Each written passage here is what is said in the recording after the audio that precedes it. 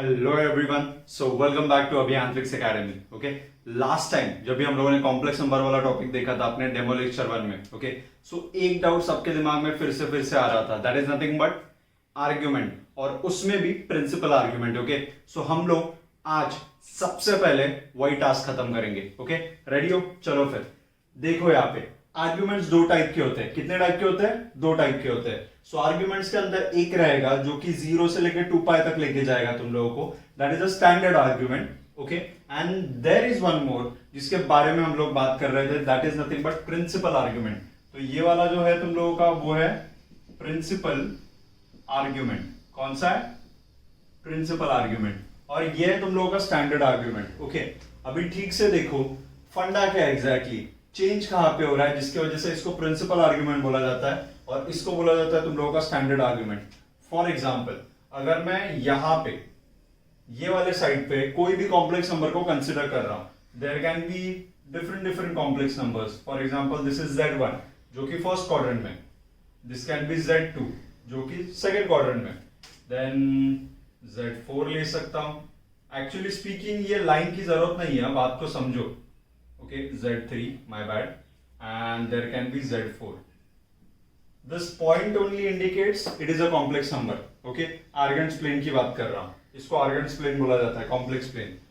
और ये जो लाइन इंडिकेट कर रहा है वो बेसिकली मॉड्यूलस का लाइन है। लास्ट टाइम भी आप लोगों ने देखा था, modulus is nothing but distance of a complex number from the origin. तो ये जो डिस्टेंस है that is modulus of Z1, उस तरीके से। So what is my point? अगर हम लोग आर्ग्यूमेंट को कैलकुलेट कर रहे हैं तो ये वाले सिचुएशन में argument is again angle made with positive direction of X axis, and इस वाले केस में भी again angle made with positive direction of X axis only. But difference कहां पे जा रहा है फिर वो अपने को समझना पड़ेगा। समझ में आ रहा है तुम लोगों को? सो डिफरेंस को देखना स्टार्ट करते हैं। Again I am writing the same situation here also, Z1 Z2, then यहाँ पे आ जाएगा तुम लोगों का Z3 एंड यहां पे आ जाएगा तुम लोगों का Z4, इस तरीके से। So let me show you. यहां पे इस वाले केस में जो तुम लोगों का एंगल बनेगा वो ये रहेगा θ1, that is nothing but your argument. Second जो इसके लिए बनेगा दैट इज नथिंग बट ये रहेगा θ2। जैसे तुम लोग यहां पे जाओगे इट विल बी यही से कैलकुलेट होगा θ3। क्या तुम लोगों को समझ में आ रहा है? पल्ले पड़ रहा है दिमाग में? एंड देन लास्ट वाला यहां से होके यहां तक, that is nothing but θ4। So every angle is calculated in anti clockwise direction and starting from the first quadrant, और वहां पे positive direction of X axis से। Is this thing clear to you? Okay, so anti clockwise that is the first thing, anti clockwise है, and positive direction of X axis वो तो है ही, of X axis, इस तरीके से। Okay, अभी यहां पे क्या चेंज हो रहा है वो तुम लोगों को समझने की जरूरत है। यहां पे एंटी क्लॉकवाइज था तो एंगल भी हमेशा पॉजिटिव ही रहेगा, वो तो सवाल ही नहीं उठता है। बट यहाँ पे गेम चेंज होगा। यहाँ पे गेम चेंज इसीलिए हो रहा है क्योंकि फर्स्ट एंड सेकेंड क्वाड्रेंट में angle will be calculated like this. This is your θ1, okay, and this is your θ2, which is as good as the same scenario जो यहाँ पे था। लेकिन जैसे तुम लोग यहाँ पे थर्ड एंड फोर्थ क्वाड्रेंट में चले जाओगे, एंगल्स यहां से कैलकुलेट नहीं होंगे, वो कैलकुलेट होंगे इस डायरेक्शन से, यानी कि क्लॉकवाइज डायरेक्शन से। सो ये बनेगा तुम लोगों का θ4 जो कि नेगेटिव होगा बिकॉज क्लॉकवाइज डायरेक्शन में कैलकुलेट किया जा रहा है। वही यहां तक पहुंचना है तो वो यहां से लेके यहां तक होगा, दैट इज नथिंग बट θ3 जो कि अगेन नेगेटिव होगा। तो बात को समझो, यहाँ पे फर्स्ट एंड सेकंड क्वाड्रेंट के एंगल्स कैलकुलेट किए जाते हैं एंटी क्लॉकवाइज डायरेक्शन में। सो उनका एंगल का वैल्यू क्या आएगा? पॉजिटिव।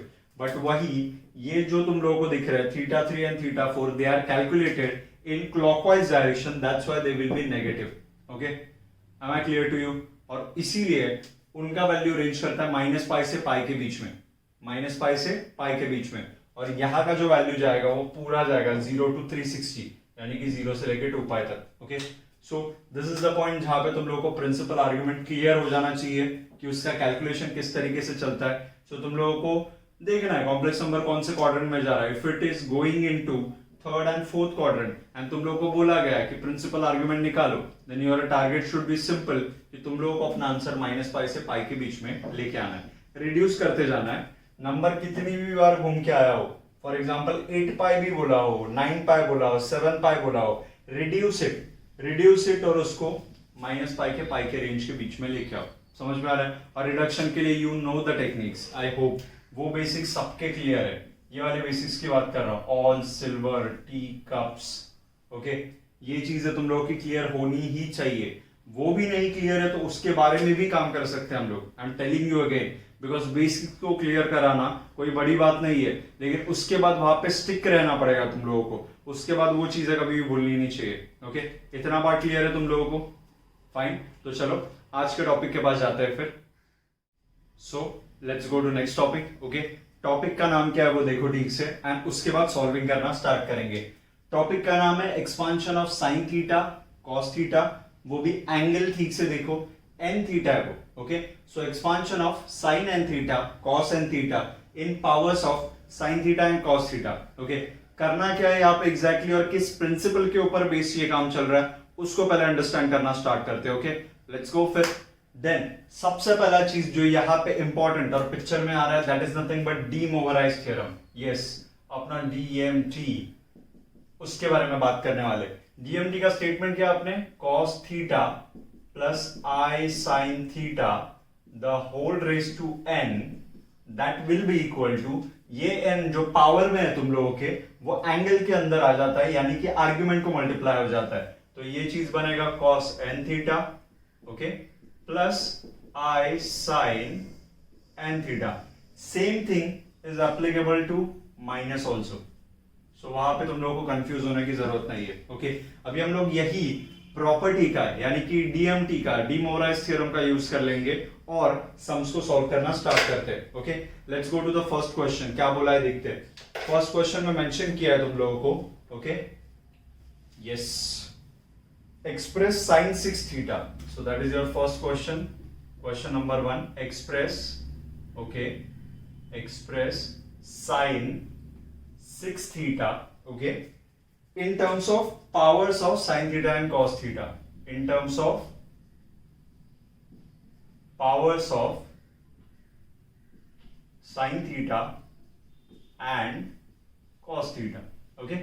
बात को समझते हैं और सॉल्विंग करना स्टार्ट करते हैं फिर किस तरीके से सॉल्विंग प्रोसीड होगा यहाँ पे। सो लेट्स गो।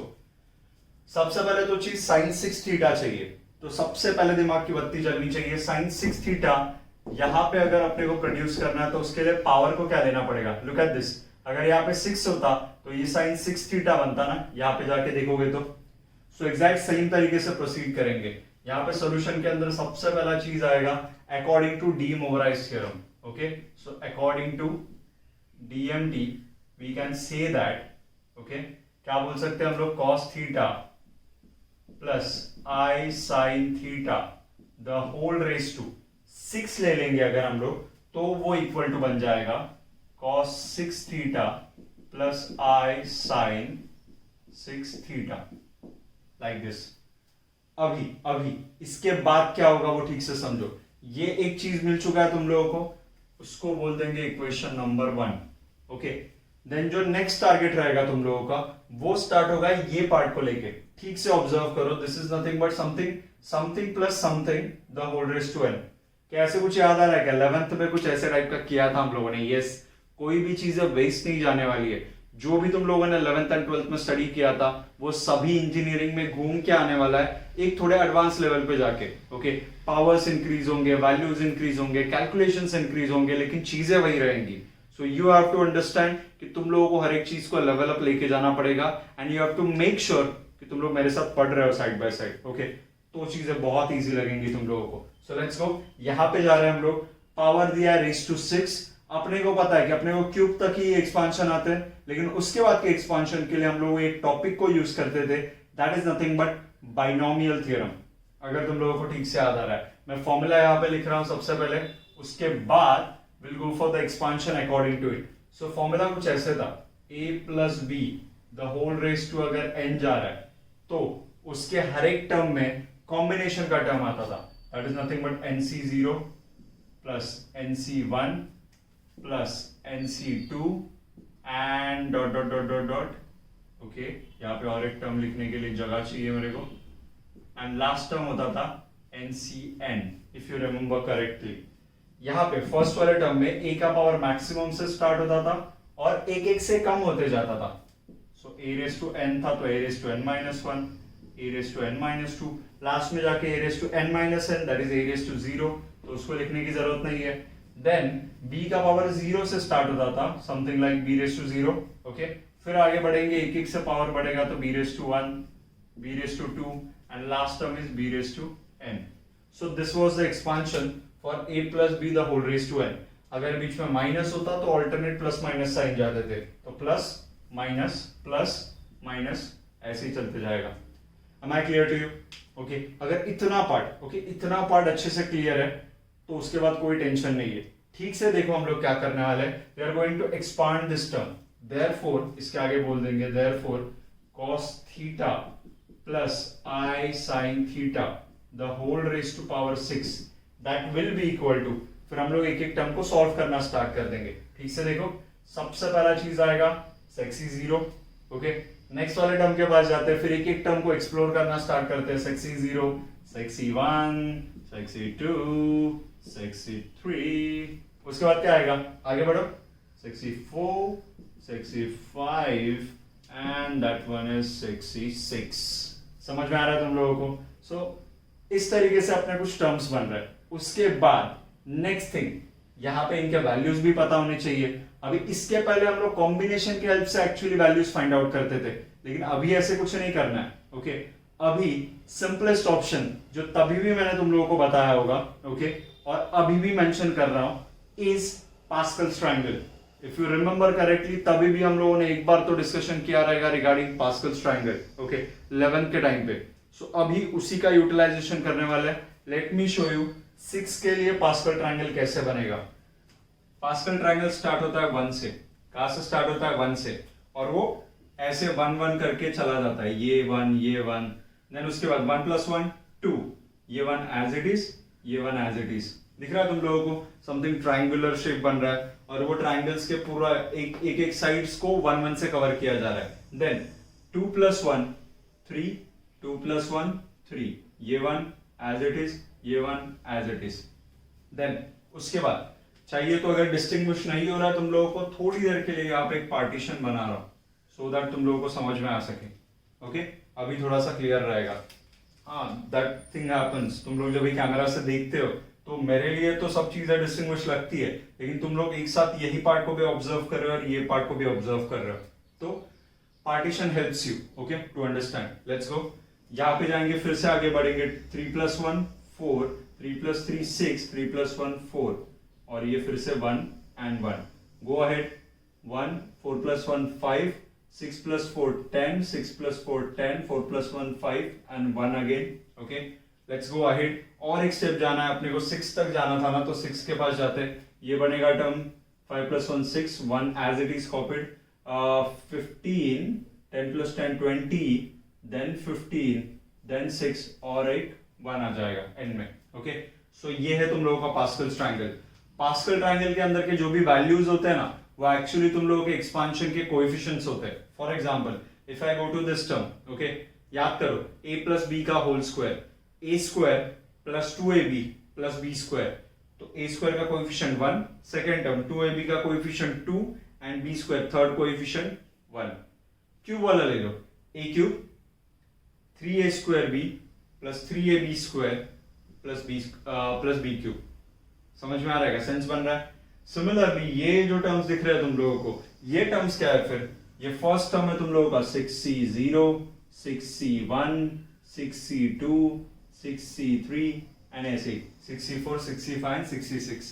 तो सभी वैल्यूज तो अपने को मिल चुके हैं यहाँ पे पास्कल ट्रायंगल की हेल्प से। साइड में रफ में तुम लोग एग्जामिनेशंस में भी ये पास्कल ट्रायंगल को ड्रॉ कर सकते हो आराम से, and then in the next step we will substitute it. तो अपने को वो वैल्यूज में इंटरेस्ट है सिर्फ, ये ट्रायंगल अभी नहीं चाहिए बिकॉज वो स्पेस ऑक्यूपाई कर रहा है, तो मैं वैल्यूज को मेंशन करके रख रहा हूं यहाँ पे 1 6 15 20 15 20 15 6 और 1, ओके। पावर में अगर 6 है, रेज टू 6, तो टर्म 7 बनते हैं। बात को समझो, जब भी तुम लोगों का a plus b the whole square होता है, a स्क्वायर प्लस 2ab प्लस b स्क्वायर, यानी कि 3 टर्म बनते हैं, एक टर्म एक्स्ट्रा बनता है, तो पावर 6 में 1 2 3 4 5 6 7 टर्म आएंगे तुम लोगों के। क्या इतना पार्ट क्लियर है तुम लोगों को? ओके, आगे बढ़ते हैं, फिर कैलकुलेशंस की तरफ जाते हैं। मैं वो रफ वाले पार्ट को हटा रहा हूं सो दैट जगह बन सके। Okay, let's remove this and let's make some space. Yes, अभी अपना काम खत्म करना स्टार्ट करते हैं। Okay, let's go. यहाँ पे अभी एक एक के पावर्स जाने वाले हैं। फॉर एग्जांपल यहाँ पे फर्स्ट थिंग cos थीटा का मैक्सिमम पावर जाएगा, यानी कि cos रेज टू 6 थीटा, और sin थीटा का तो रेज टू 0 रहेगा। ओके, फॉर्मूला के अकॉर्डिंगली देखा हम लोगों ने, सो उसको मेंशन करने की जरूरत नहीं है। अभी फटाफट निपटा रहा हूं मैं, हर एक जगह पे क्या कर रहा हूं देखो, cos theta and I sin theta. Okay, जगह नहीं होने वाला है लगता है, एंड I sin थीटा, ये प्लस आ गया। Then again cos theta and I sin theta. Okay, हर एक जगह पे तुम लोग अकॉर्डिंगली जगह छोड़ो so that you can adjust the things. Similarly और आगे जाते हैं, ये रहा cos theta and I sin theta.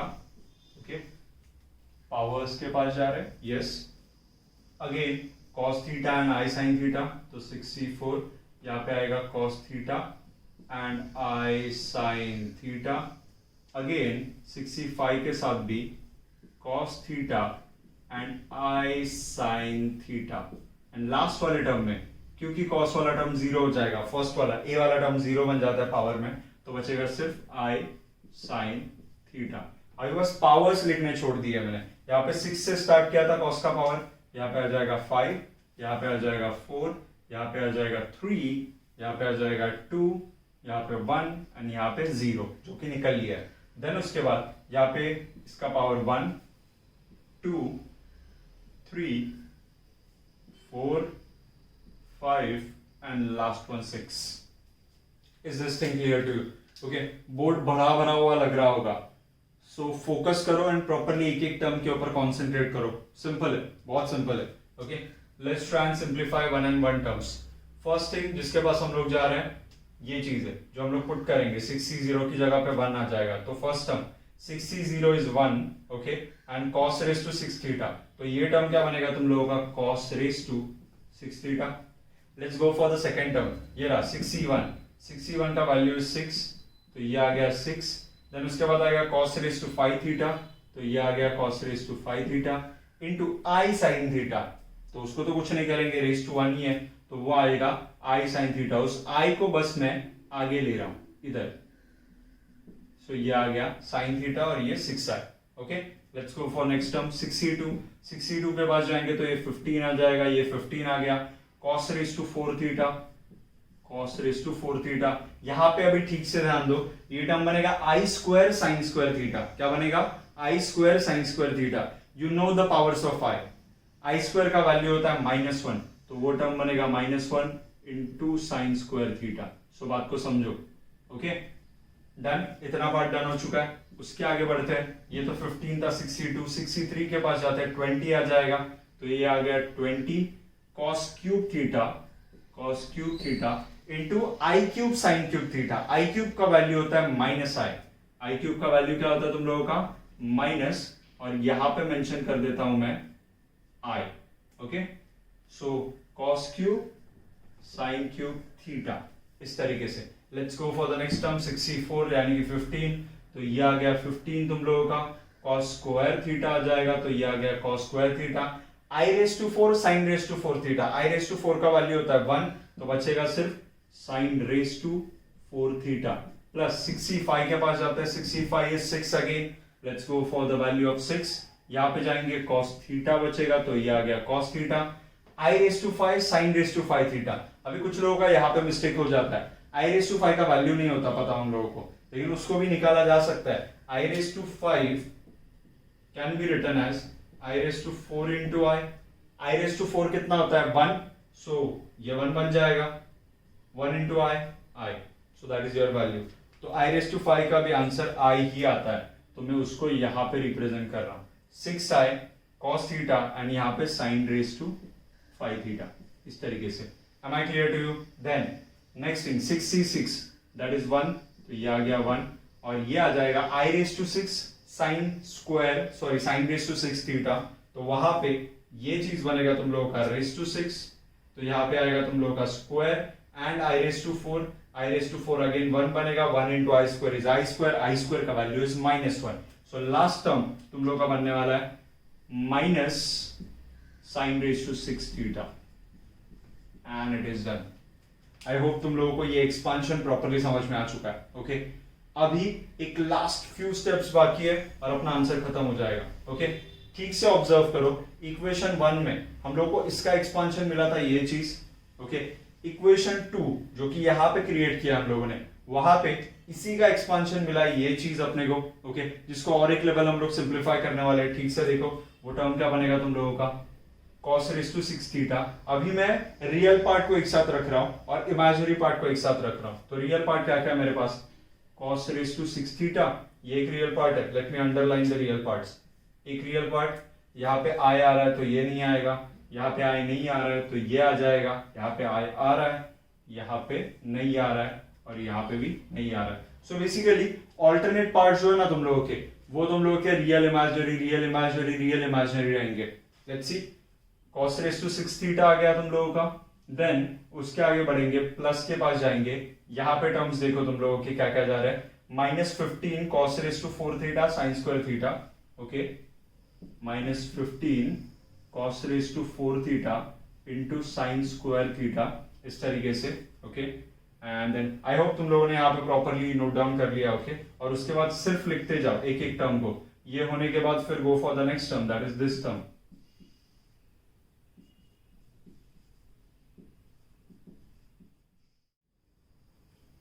Okay जैसे कि तुम लोग देख सकते हो यहाँ पे यही सब चीज है, मैंने रिफ्रेम की है, जगह नहीं थी नीचे, सो ऊपर लेके आया वही चीज को। जो भी चीजें तुम लोगों को अंडरलाइन दिख रही है that is nothing but real part, वो एक बॉक्स में आ चुका है। ओके सिमिलरली बाकी सब टर्म्स जो बचे थे उसमें से आई कॉमन लिया, उसको बाहर रखा और बाकी सभी पार्ट को अंदर रख दिया। That is nothing but real plus imaginary का कॉम्बिनेशन। अभी ठीक से ऑब्जर्व करो, इसको हम लोग बोल देंगे इक्वेशन नंबर 2। इक्वेशन नंबर 1 अपने पास ऑलरेडी रेडी है डी मोवराइज थ्योरम के बेसिस पे। अभी हम लोग यहाँ पे सीधा सीधा बोल देंगे from 1 and 2 and we can easily find out anything. अपने को पूछा गया था sin n थीटा का वैल्यू यानी कि sin 6 थीटा का वैल्यू। ओके सो यहाँ पे मैं लिख सकता हूं फ्रॉम 1 and 2, अगर ये चीज इक्वल टू दिस थिंग है एंड ये सेम चीज इक्वल टू दिस थिंग है, सो बेसिकली ये और ये पार्ट इक्वल हुए ना। और ठीक से देखो ये पार्ट एक कॉम्प्लेक्स नंबर है, ये पूरा का पूरा पार्ट एक कॉम्प्लेक्स नंबर है, so we can easily compare both the sides. हम लोग बोलते हैं ना comparing real and imaginary parts, so उसके बेसिस पे from 1 and 2 comparing okay real and imaginary parts, और ये चीज तुम लोगों का सामने बन जाएगा। sin 6 थीटा का वैल्यू चाहिए ना तुम लोगों को, so sin 6 theta will be equal to sine यानी कि आई के बाजू वाला पार्ट, तो आई के बाजू वाला पार्ट यानी कि पूरा का पूरा ये चीज इज योर आंसर। सो ये आंसर बन जाएगा तुम लोगों का 6 cos raise to 5 theta into sine theta -20 cos cube theta into sine cube theta. Okay आगे बढ़ते हैं, 6 cos theta into sine raise to 5 theta, इस तरीके से। This is one of the simplest topics okay जो आराम से सॉल्व किए जा सकते हैं, लेकिन यहाँ पे कंसेप्ट बहुत तगड़े यूज हो रहे हैं।